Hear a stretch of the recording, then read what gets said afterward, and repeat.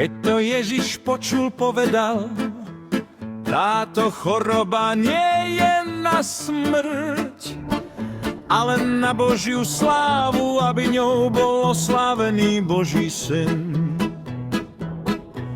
Keď teda počul, že Lazár je chorý, zostal na mieste, kde bol.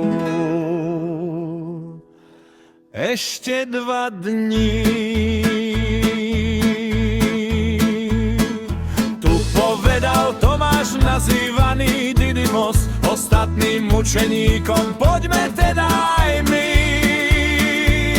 aby sme zomreli s ním. Nik neumrie na veky, kto žije a verí